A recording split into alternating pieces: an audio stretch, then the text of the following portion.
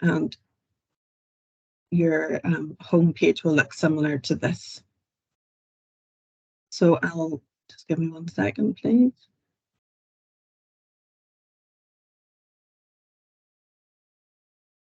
So as I say, we'll use the demo system here. Can everyone see that okay? Yeah. Okay. Gwen's going to be managing the chat. Thank you very much, Gwen. So if you have any queries, you can put them in the chat or just raise your hand, and Gwen, I won't be able to see. So if you could please keep an eye on that. Someone wants to ask a question. That'd be great. So I am going to impersonate Anton Osborne as a PhD researcher in art and design.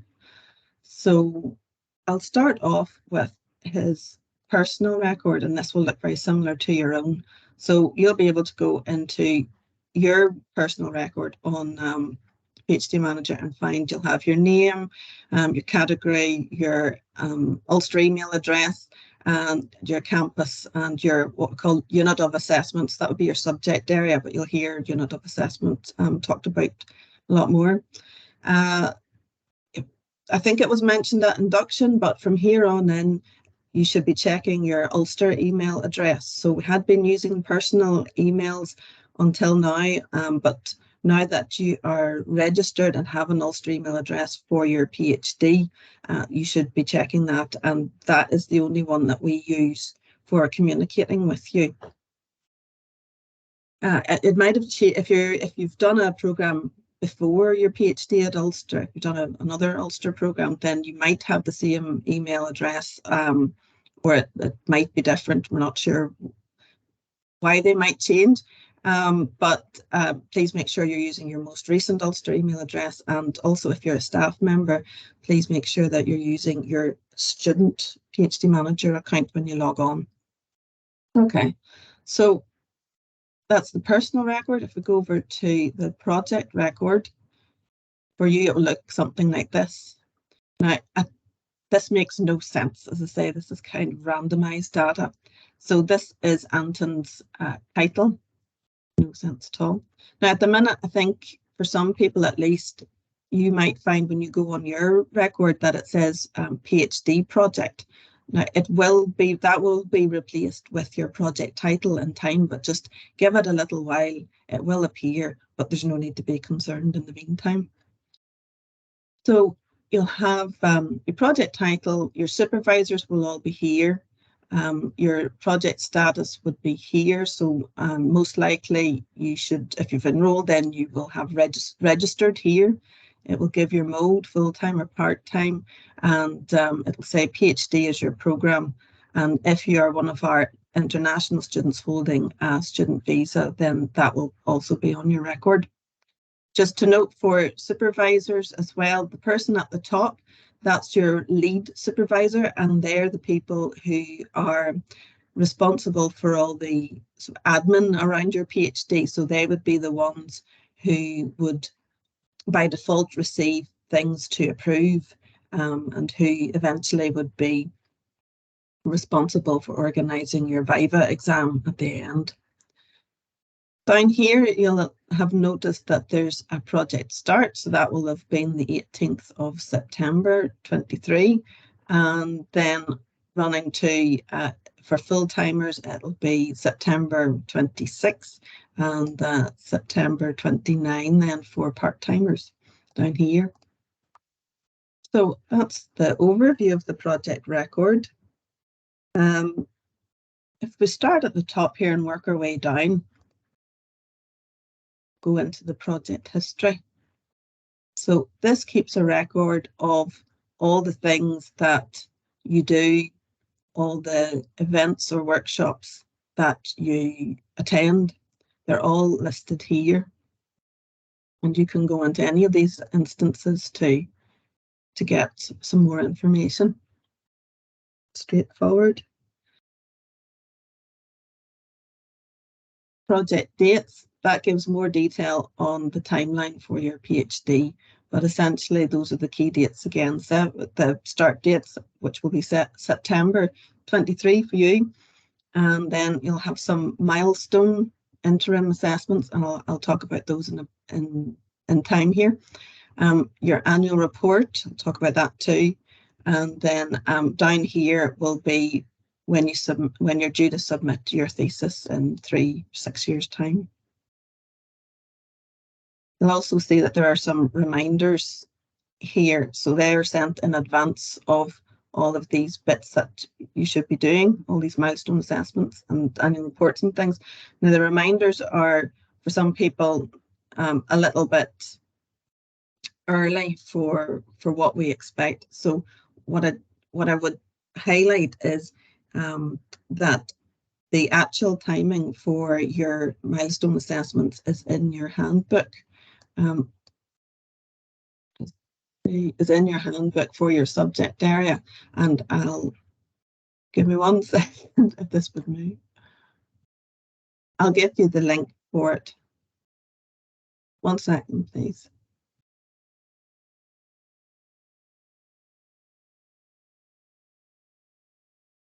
Sarah, I can put the link for that in the chat if you want to continue. Thank you. So Gwen will put the link in it, and this is the subject level contacts page. So this page is good. It gives you a summary of the research director and your postgraduate tutor for each of your areas. The admin support is typically the person who deals with all the admin and organising of milestone assessments and organising any changes or things like that for you. Your PhD researcher representative for your area is also here, and you can contact them. They'll click through to contact details. And then here is your handbook for each of the subject areas. So you can, there's architecture, built environment and planning, and that will click through into your handbook, and that has a lot more detail on the format of the assessments. It gives you some of the policies that are relevant within the UOA, the rules and things like that. So that I would definitely suggest that you take a look at the handbook for your area. Just check. Okay, that's fine. If we go back to this now, can everyone still see my screen? Okay, yeah. Very quiet. Okay, so does anyone have any questions? No. Good.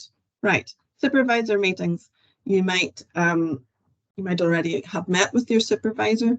I'll show you how to set up one of these meetings here now. Just to say too that it's a reminder for our full-timers that you're expected to meet with your supervisor once a month. That can be online or in person.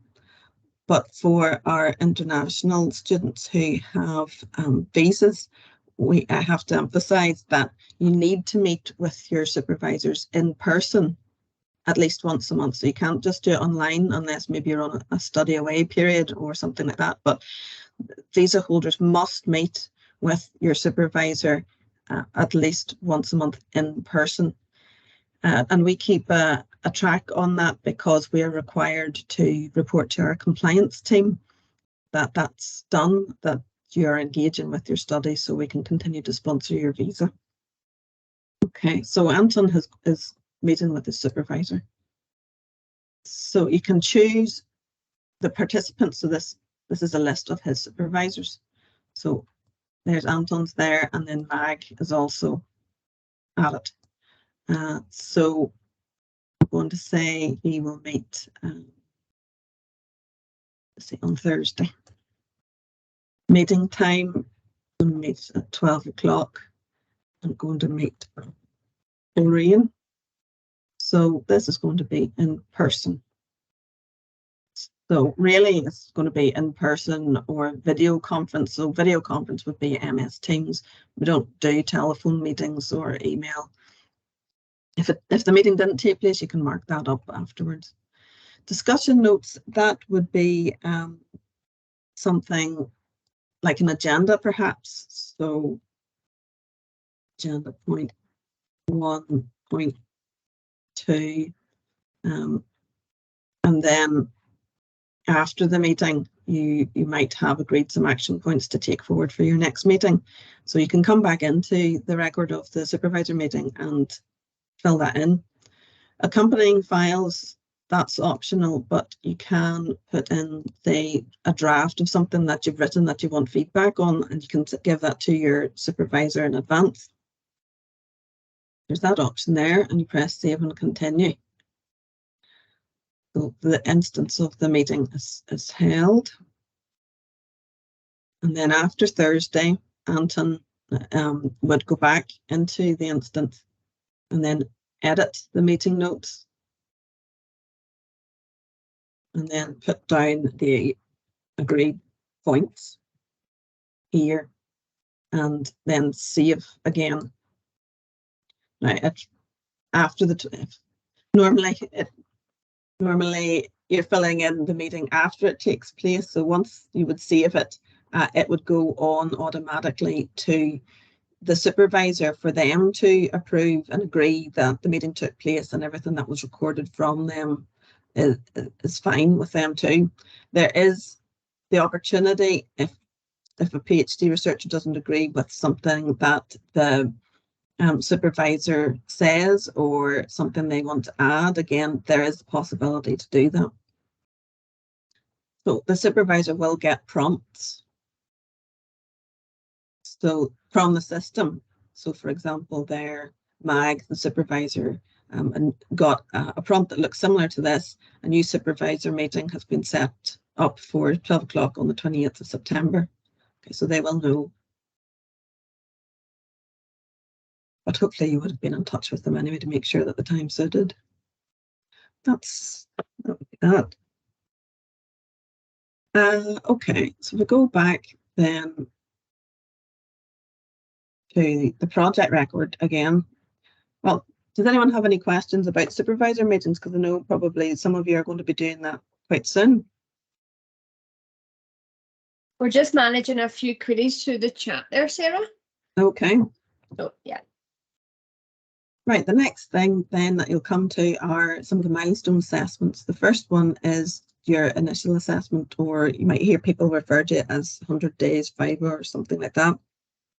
So altogether, there are 3 interim assessments before you have your Viva exam at the very end after 3 years or 6 years. The initial assessment for full-time PhD researchers comes in at about 3 months. The confirmation assessment, the initial assessment is really to see how things are going. So you might not feel that you've done very much in the first 3 months, but it's a chance to discuss your progress, and typically you might be asked to give a presentation and prepare a piece of work in advance, and then a panel would be considering it. Confirmation assessment is at about 10 months in for full-timers. So it's to confirm whether you should progress as a PhD researcher, or if it's not for you, then maybe you would transfer to MPhil, which is a shorter program, Master of Philosophy. The final assessment then comes up quite near to the end of your study. So it's at about 30 months for full-timers. So for part-timers, it would be about twice that. So you're talking about for full-time 3 months, 10 months, 30 months.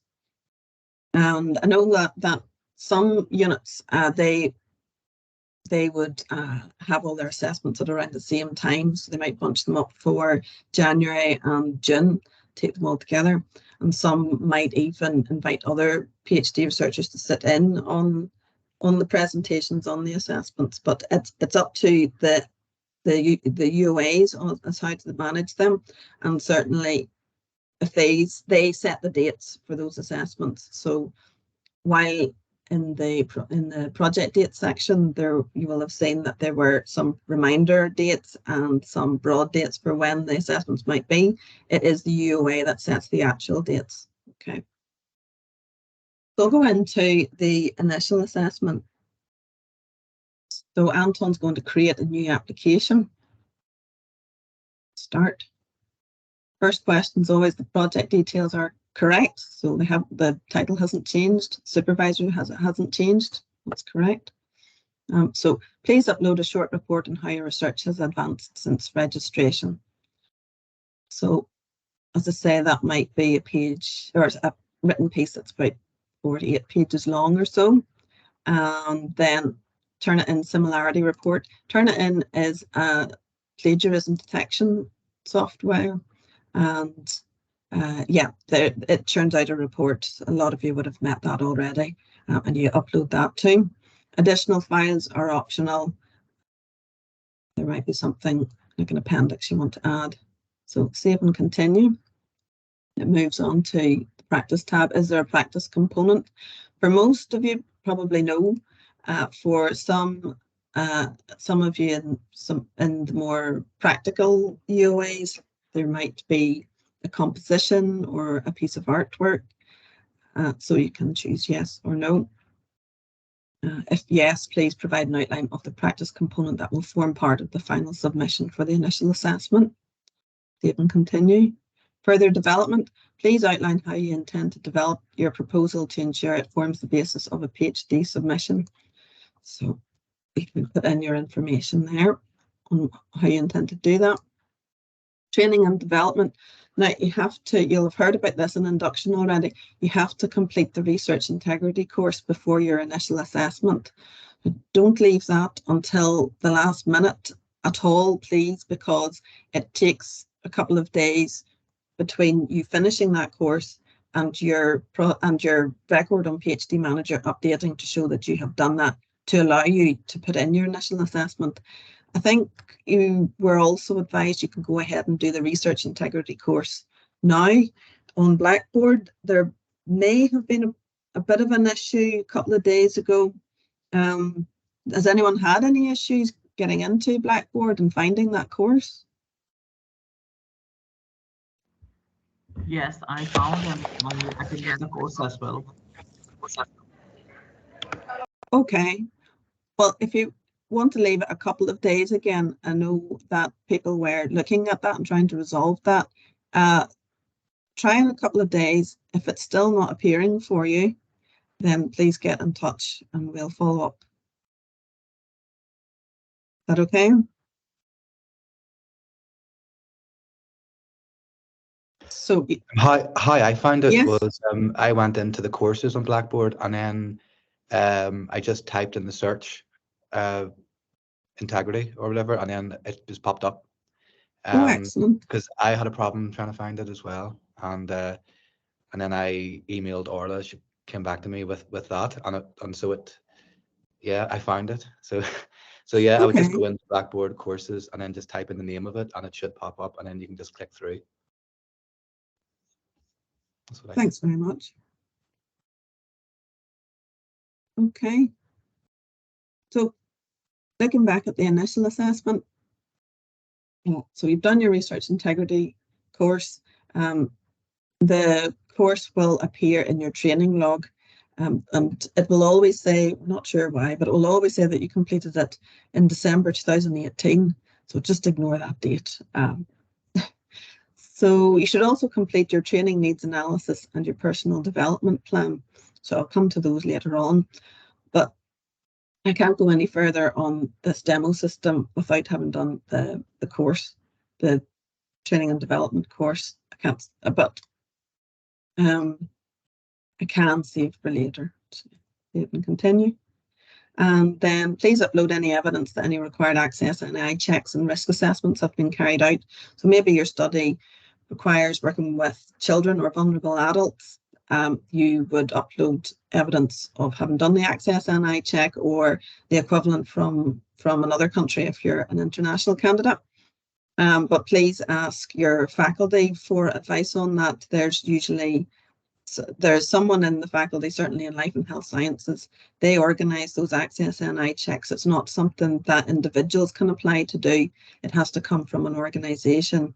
And then there is a fee involved in that, but the contacts in the faculties can advise further on that.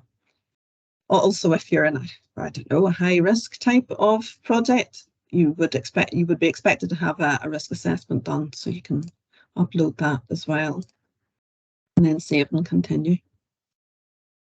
Now, this won't go any further, as I say, because I haven't done the research integrity course.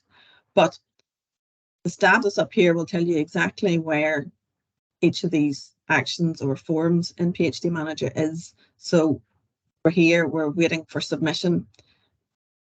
The form is with Anton Osborne.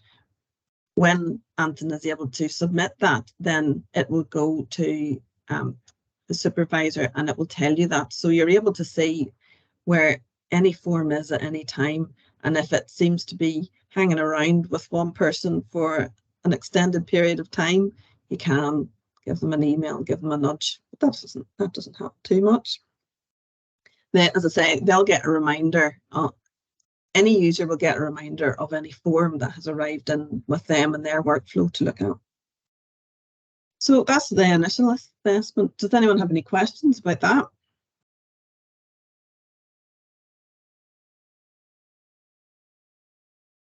No? Okay. We'll move on then to, I'll not go over confirmation assessment and final assessment because they're further down the line for you, but they're similar in the process as they're similar to the initial assessment. So the annual report. Annual reports are due by the 1st of May each year, and so that's every year. You need to complete that to be able to progress, to be able to re-enroll for the next year. They're not so much an assessment, it's more like a questionnaire on how you feel things are going and if you have any issues. Now, it's confidential as well. Your supervisor won't see that, but part of the annual report process is that the PhD researcher fills in their bit, and the supervisor also fills in a separate but related form. And in the workflow, then the two forms, which are separate, both go to the research director, who considers both forms together and gives a decision then for the PhD researcher to progress and or to follow up on any issues that have been identified on either side. So while I say that the PhD researcher form is confidential and the supervisor doesn't see it, there is the possibility that if there is an issue that has been identified, the research director will see it, and they may have to share that with the supervisor in order to get it resolved. Now, likely they will come to the PhD researcher and say, I've seen that there's an issue here. Can I go and raise this with the supervisor? Okay. So I'll start that off then. So please submit the annual report by 1st of May each year. So you could do this anytime really from the 1st of April each year. So please confirm the details. So those haven't changed for Anton. The project details are correct. Attendance period spent at the university since initial registration or since the submission of last report. So we'll say, it was, we'll do this in the past. So 1st of September they started until, oops.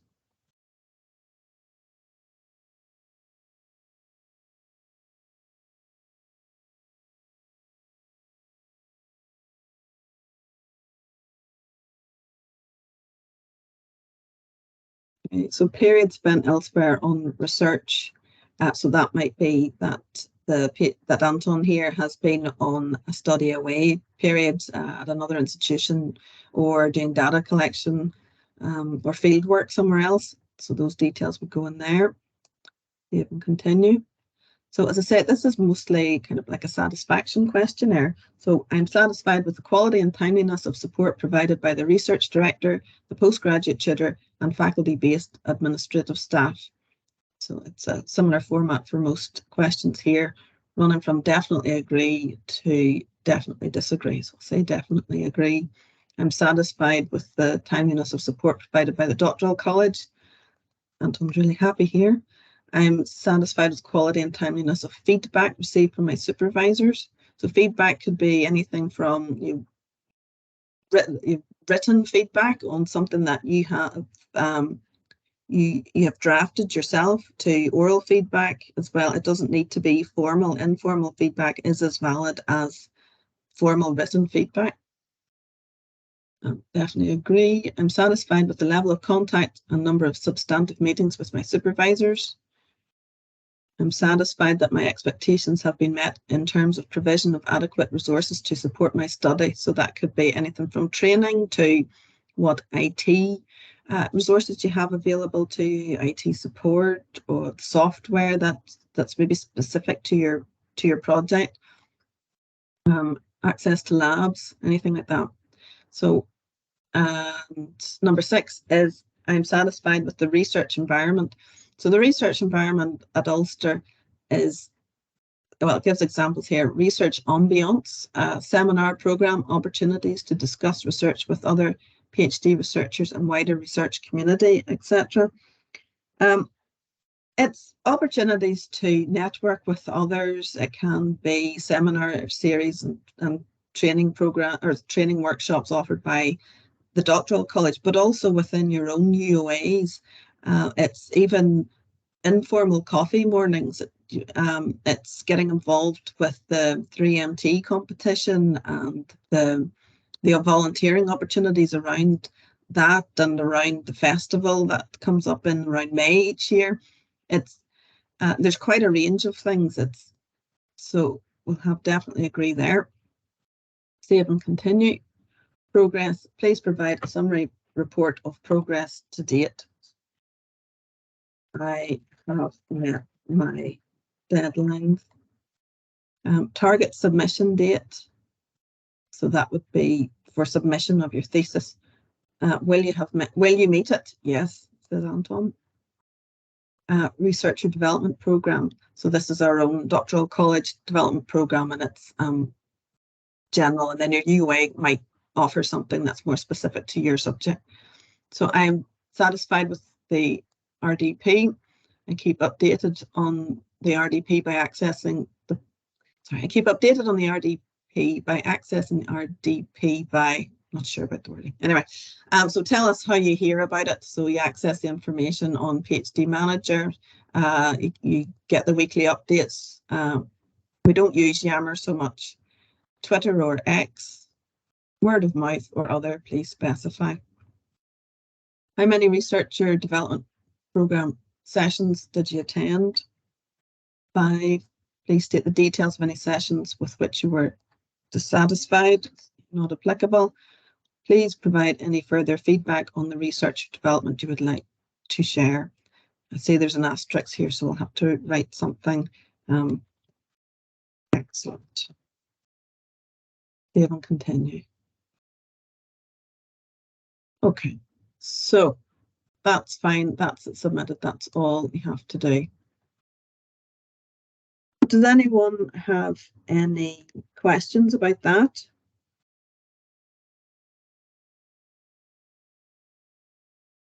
No. I would mention that while that's done every May, don't wait until May every year. If you have any issues, speak to your supervisor or your postgraduate tutor about any issues you have in the meantime, or come to the doctoral college. You don't need to wait. The sooner that something is looked at, the better, and the easier it often is.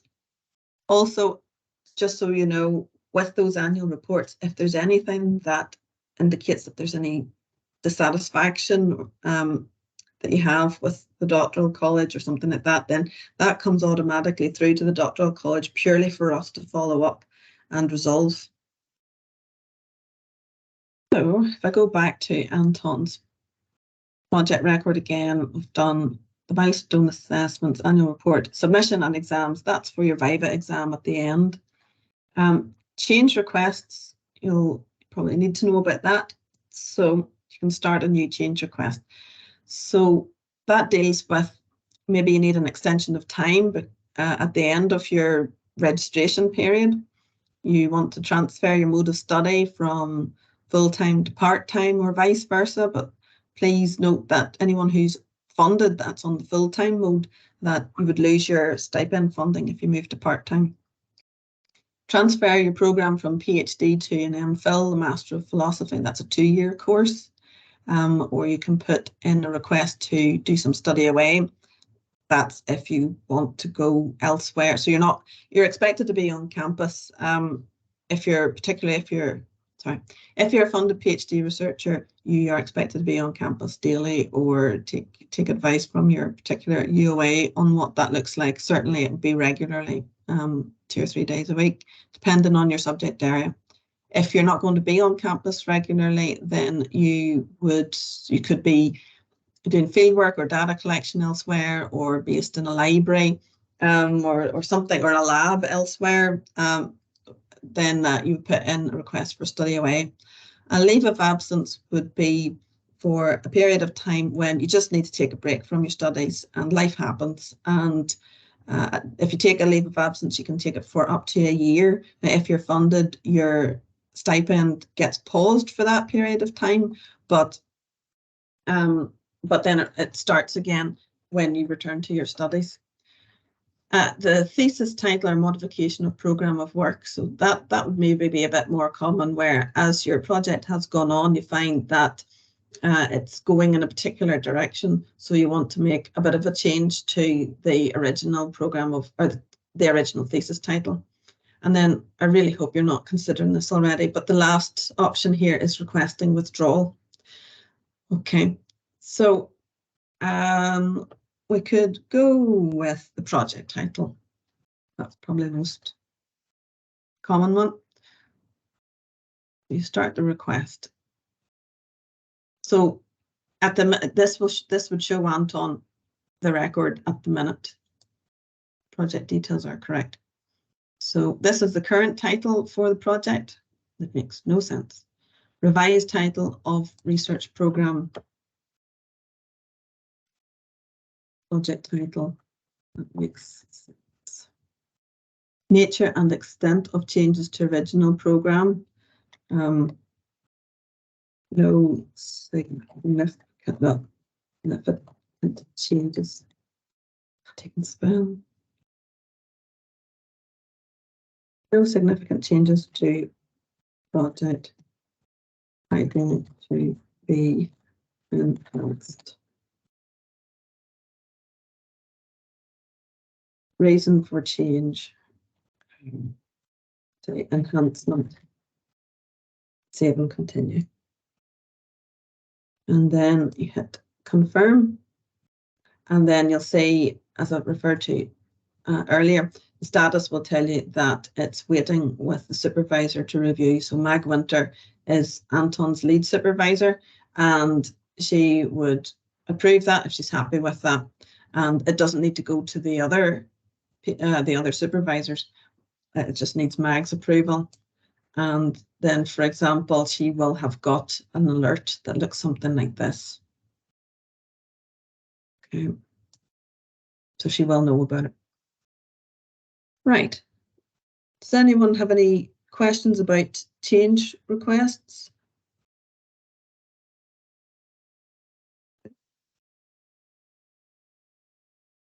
Good. Anything coming up in the chat, Gwen, at all about anything?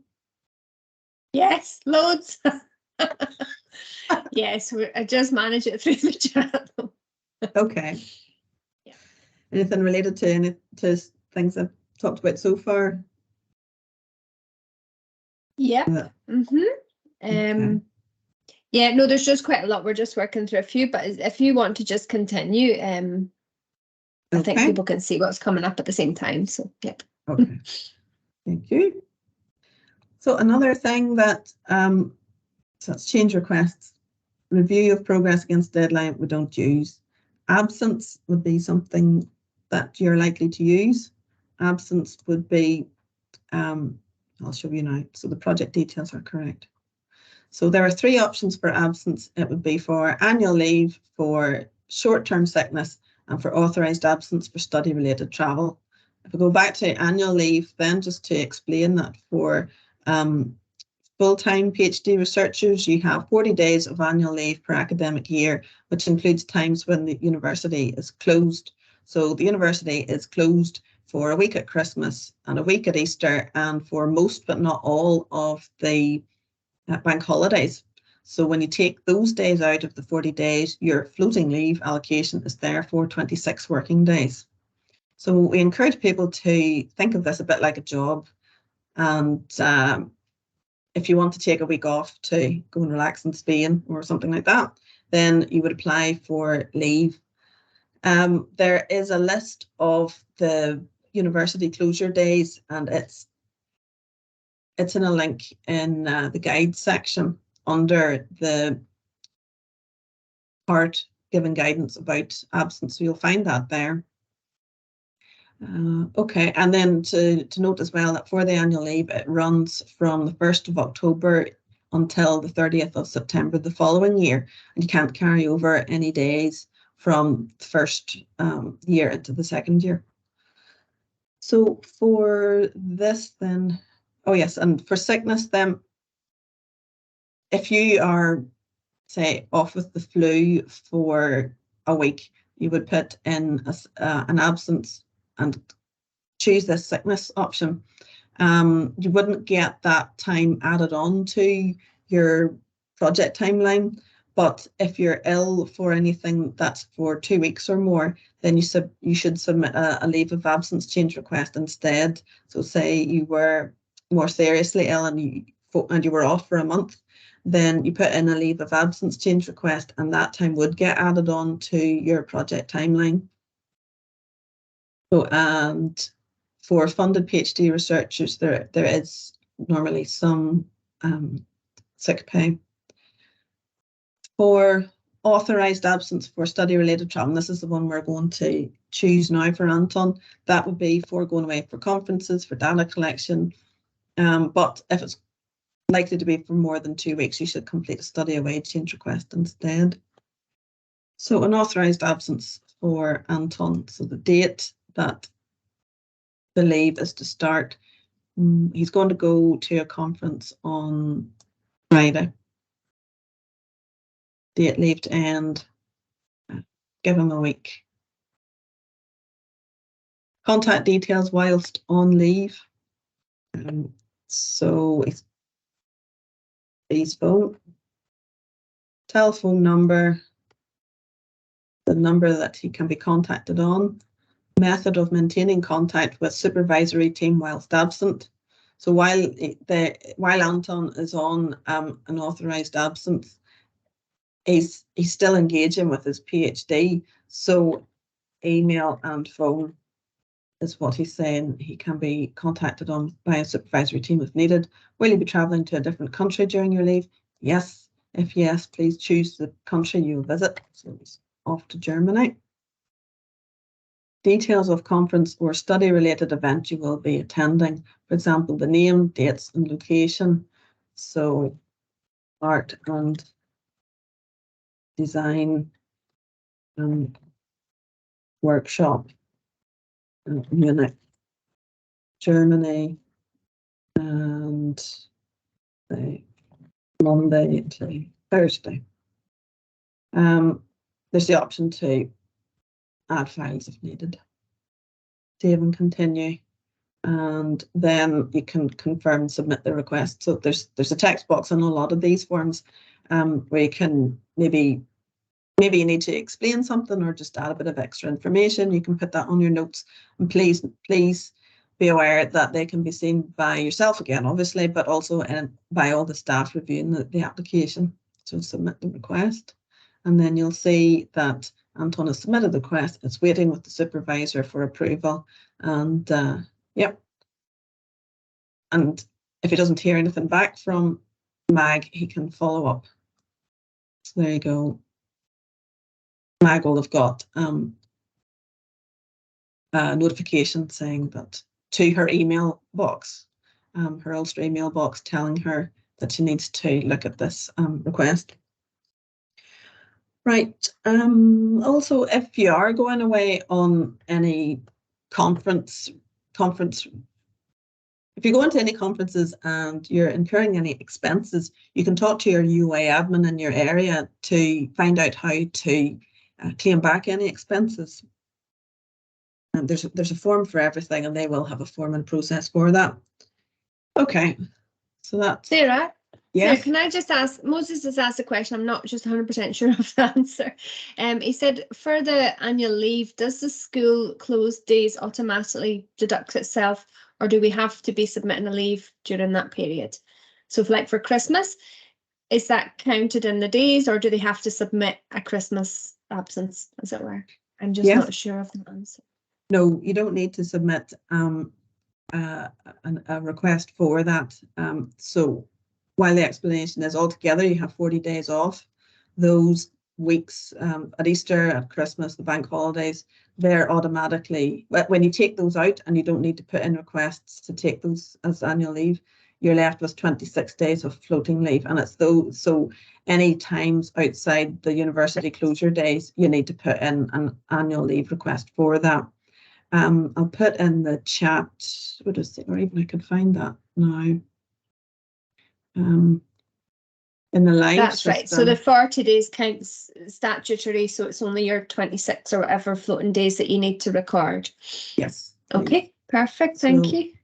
This is the live system here, and in the guide section, under section 3, absences, there is a link here to the university designated holiday days. And it gives you all the days that the university is closed. The next one coming up isn't until Christmas, but it gives you those dates. And then it will go on into 2024 as well, so you can plan ahead. So we're closed for Christmas for a week on the 1st of January as well. I hope that's helpful. So as I say, that's in the guide section on PhD Manager under section 3, absences. Okay. Right, I'll go back to Anton. And looking down near the bottom, the training needs analysis. So you're encouraged to involve your supervisor in this. You can have a think about areas in which you feel you could do with strengthening personally, or areas where you're really good. So and you can build then a bespoke training plan around what you put in here. So personal qualities, Anton here is really good at the enthusiasm, perseverance, integrity, self-confidence. Real good guy. Self-management, though he's not really good, he's not very disciplined. So we'll put him as a 1.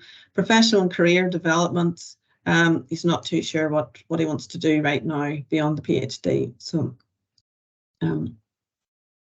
you go through the 4 tabs here: personal effectiveness, research governance, engagement, and knowledge.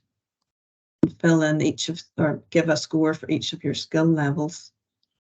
And then from that, you can choose some of these things and add a plan.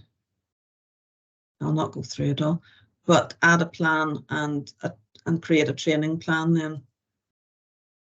And then eventually, as you take the training sessions that you have identified, then this builds up into a list of all the things that you undertook and have completed.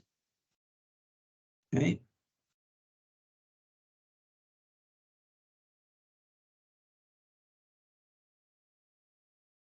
Yeah, so that's your training plan as well. It takes you to the same place. Oops. And a training log, that's the same thing again. It will have all your certificates and things here for the workshops and things that you complete. Right, if I go to the live system then, so your dashboard or landing page will look a bit similar to this. So this is the notice board. Sarah? Yes? Sarah, sorry. Prisca's just asked if you can repeat the part about the training plan. Mm-hmm. Okay, which part specifically? So training needs analysis. After you've done your needs, you've graded yourself, and then Yes. the training plan. Do you have to really explain what is it that you're going to do about your skill level, or what exactly is it? I missed that. May you please repeat? Mm-hmm. Well, the training plan is about identifying your strengths and weaknesses, and you score yourself on those different skills. And in conjunction typically with your supervisor, then with those results, you can build a training plan from the research or development program, and any external training or training available within the UAs that also address the needs. And then as you build that plan and work through it and attend the workshops, then it builds your training log. Okay, so it does. So it's just a matter of selecting the trainings that will address your weaknesses or amplify. Yes. Okay. Yes, it is. Thank you. Okay, and it's not an assessment on yourself, it is meant to be constructive. Okay. So if I go to the live system here, and this is your landing page, this is what we call the notice board. So anything that's really important, we would put up here. So for some of our final years, we're telling them about final dates if they want to be graduating at winter. There's a note about the research integrity course. I think that's it's from Lisa. To all PhD researchers in your first year, please make sure that you do that. And there's the link for it. Oh yes, and everyone will say that you did this on the 10th of December 2018. I don't know why that is. Over in the events and workshops, you have, and I'm sure you have seen this, all the big long list of all the training sessions that the research and development program team run. So that's Lisa and Christine. And it also includes the more social aspect as well. So there's the coffee morning coming up on the 11th of October in Belfast. And there's one for Coleraine, that's the 9th of October. And there is one for Derry, Londonderry too. There we go, 12th of October. And each of those are in the docks. Okay, and please book a place so we can make sure we've got enough coffee for you all. And through these, then you can, well, if you go into some of these instances for the training programs, it gives the intended audience. So there was one year where people were really enthusiastic, some of the first years who had just started, and they booked like loads and loads of stuff each, which was great that they were enthusiastic, but they were maybe booking something like preparing to submit your thesis, which they wouldn't have been doing for another 3 years. So there, just read that intended audience. So you're attending something that is relevant to you. You can book a place for yourself, and if something happens where you're not able to attend, please do cancel your place so it can be offered to someone else. Quite a lot of the time the sessions have more the in-person ones would have a limited number of places, and then a waiting list is created. So it's really handy if someone can just say, excuse me, that they're just not able to attend, so that space can be given to someone else. Back to the notice board as well. Just so you know, you're very welcome to contact the Doctoral College at any time if you have a query by email or phone. And there's a link there that gives the staff contact details. And then every Friday we have a virtual office that runs from 8 o'clock in the morning until 4 o'clock in the afternoon. So if you click on this link here, that will bring you through to an MS Teams virtual office, and there will be someone at the other end, and you can speak to them directly. Okay. Yeah, and then as I just referred to down the side here, we have the guides. So there are guides on absolutely everything. You can go to the Getting Started for the researcher if you want, which hopefully I've covered a lot, but you can watch the recording again, or you can go into the guides here. So they're all bespoke to the particular user. So it will show the screens as each of the user sees them. So step-by-step guides and lots of arrows and text boxes, but it's all there. And way down at the bottom of the guide section, there are videos if you prefer to watch how to do some of these things. They're all there too. Also, you can add PhD Manager calendar to Outlook, and there's a guide there. Just go through that on-screen link there. And I think that's, yeah, just to mention too, on the guides, they are handy if you want to look at them before you start. So for example, say your annual report was coming up, you're able to see the screen step by step before you even start it. So you don't get stuck halfway through and then have a panic. You'll see it all come up there. You can follow that. Okay. But I think that's all. You have the subject level contacts page. Gwen, were you able to get the subject level contacts page link in the chat? Yep. Yep. Thank you. And then after this session, you can go back into it and you'll be able to download a recording of this session here. If you need to contact us at all, just email pgr@ulster.ac.uk. It's pgr@ulster.ac.uk. If you have any queries about the training side of things, the RDP, then you can email researcherdevelopment@ulster.ac.uk. That's researcherdevelopment@ulster.ac.uk. Does anyone Sarah, have any? There's quite a few queries on RDP and training type things. So I had asked Christine to jump back on the call to see if she could answer them via the chat, but I'll put that research development link in. So if anyone does have specific queries, Sarah and myself aren't that close to the RDP programme, so I'm not really able to answer these all. I'm not sure if Christine has popped back on or not, but yeah, certainly use that research development if there's anything on about that. There's one other query, Sarah, and I know we do get asked this every year and I should know the answer. It's about linking to the University Outlook calendar. Yes.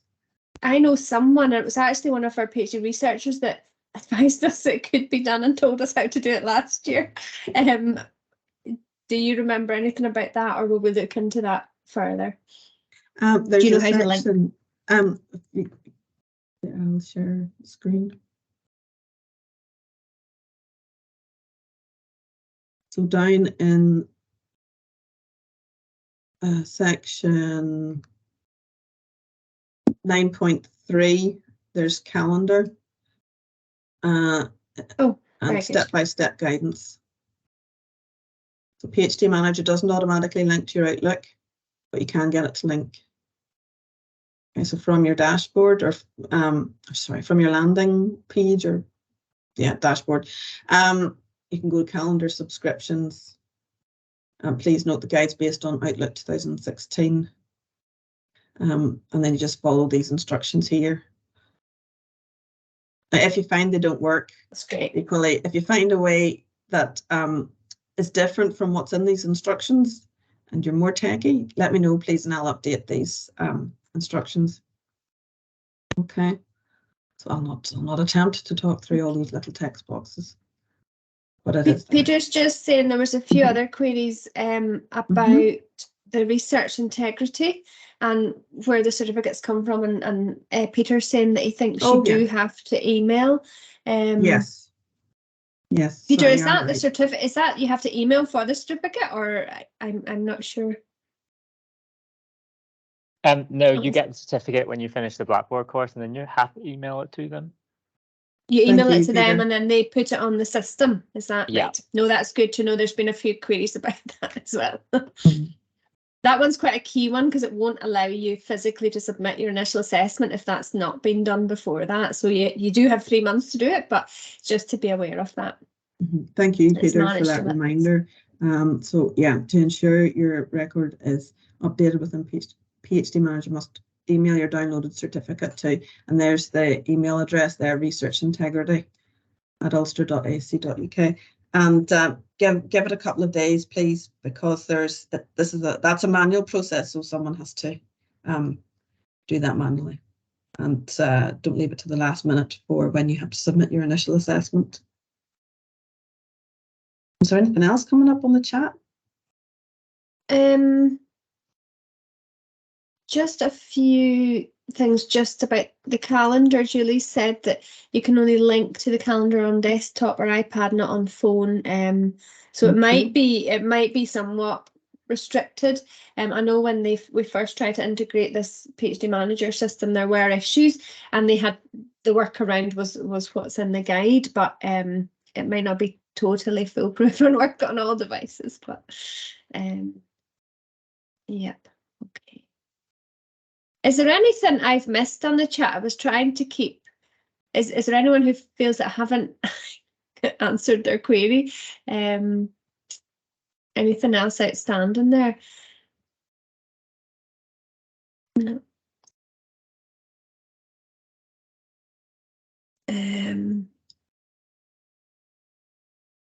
Okay. Yeah, just still a few about the research integrity and certificates and things like that.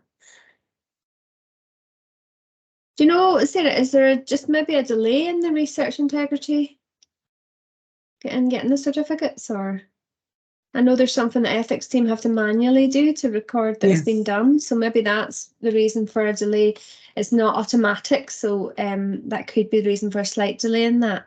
It took me about I think they sent, once I emailed them, they sent me an email about 2 days after to say that was it, accepted. Okay. Oh, that's good. Okay. Yeah, it's Yes, just another- it's the one part that requires this kind of manual intervention from another team in the university. So it might just be, yeah, if staff are off, there might be a delay in that. It's not automatic. Yeah, Laura, that would just be the mandatory training wouldn't pop up until you're registered fully. Just looking at the chat, the last few. Screenshot should be okay of a certificate, Jamie, that should be fine. There's a query there, can you manage your modules through PhD Manager? What modules would they be? There isn't generally modules associated with a PhD. Is that was from Weil Yeah. Habal? Hi. Is it? While are you on an MRes? Yes. Yes, okay. Right. Yeah, while you probably won't have as much interaction with PhD Manager because you have taught modules, if you are having difficulty, could you email me on, put this in the chat, s.stewart@ulster.ac.uk.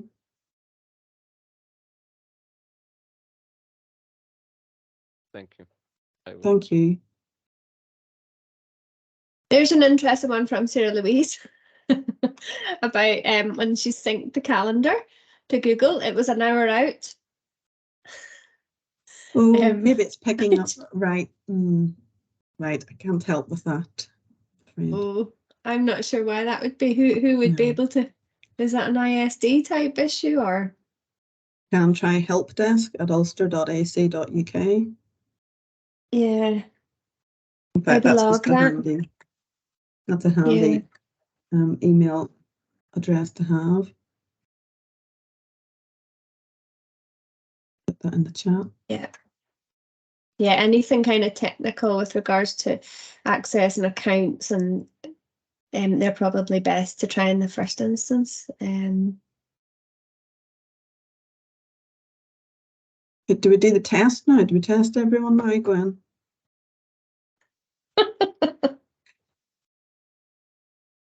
I think they've all passed. They've all been on. This is actually the first session where we've had so many queries, so it shows that people have been on and have tested the system to know the questions to ask. Normally we come onto this and there's just a lot of blank looks and people haven't been on the system. So it's good that hopefully we can maybe answer some queries because you know what questions to ask because you have been in the system. But yeah. Oh. And times of meetings shown as 3 AM instead of 3 PM. Well, if you set up the supervisor meeting on PhD Manager, your supervisor should get a prompt for the correct time, I think. And you'd be talking to them anyway, and so they'll know it's unlikely to be the middle of the night that you're planning to speak. It's maybe just the way the timings worked on the system. How long can you use your student email after graduation? We don't actually know. Yeah, but it won't be forever. Yeah, they don't close it off immediately. Yeah, as someone who failed to register last year, you get 6 months. Okay, 6 months, right? Yeah, they do send you an email to warn you that they're going to delete your account in 6 months. Okay.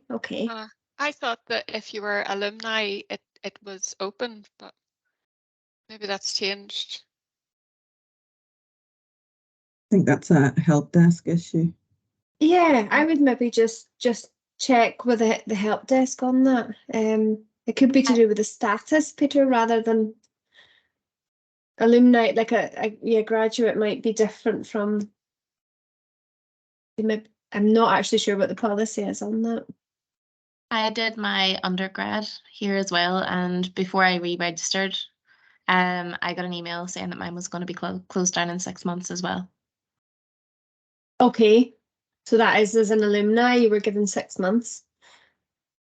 We can maybe check that out, and then we can check that out on email or.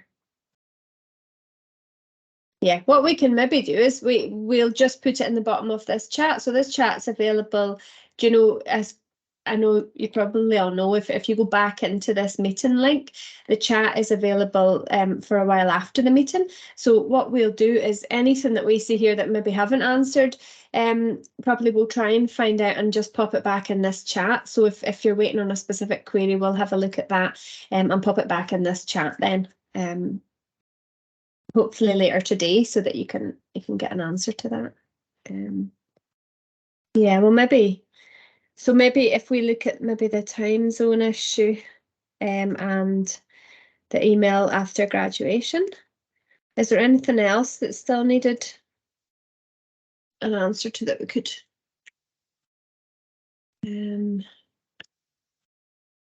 just having a look at the last few chat ones, if anyone has anything, just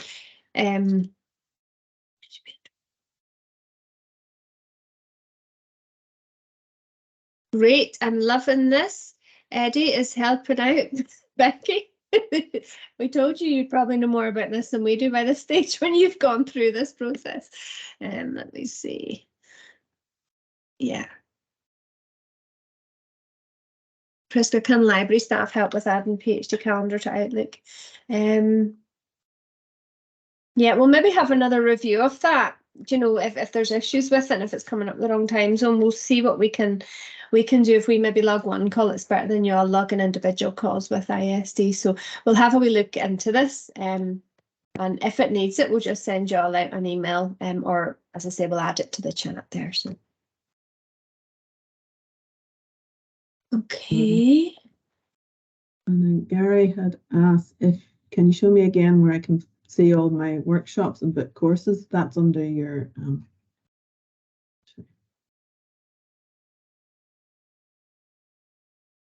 that will be on your project record. Oh, I'm in the live system, sorry. So down here under your training log, your attendance record, that will have all of your workshops there, and a bit of a summary as well in case you need that. Okay. Roisin is offering to stay on the call to screen share if anyone is having problems finding the print research integrity certificate. So I don't know, that's really helpful, Roisin. I don't know if you're happy just to share your screen just now for anyone. Yeah, I can try that if everybody's happy. It'll just take a couple of minutes, I think. Yeah, no, that's grand, because it seems to be something people are struggling with. So Okay, can everybody see my blackboard there? Yes. yeah. Okay, so then just if you click on courses, and you should see research integrity. Oh yeah, the bottom one. Okay, and then once you've completed it, if you go to my achievements, you'll see that little badge there with research integrity. And if you go to the 3 dots where it says view requirements, click on that, then print certificate. And if you then click again on print certificate, can you still see it? Yep. And if you go destination, drop down to save as a PDF, then you should be able to save then to your location. That's brilliant. And is that then what you email through to? That's what needs to go then, yeah, through to be recorded. That's perfect. That's brilliant. Thank you for doing that, Roisin. Sometimes it's easier having someone who's done it recently. That's brilliant. Okay. Is there anything else? Has anyone got any other queries that I've maybe missed on this chat? Or if you can, you know, Sarah's put her email address in. I haven't put mine in. I should do that. Or you can send all your queries to Sarah. No, if there's anything else, I mean, some of this, as Sarah's gone through, we tried to kind of hit on the things that you'll come up against kind of early on. If, you know, as you go through, the guides are all there, or you can always just get in touch with us if you're hitting against, you know, another stage that you maybe haven't covered in this call down the line. That's great. Right. Thank you. We'll put the recording. The recording will be available in the chat after this, shortly after this. Give it a little while. Okay. Thanks very much. It's been really Great. informative. Thank you. That's good. Okay. Okay. Thanks very much. Thanks, folks. Gary. All the very best. Thank you. Bye. Thanks a Bye. million. Bye, guys. Bye. Thank you. Bye. Good day.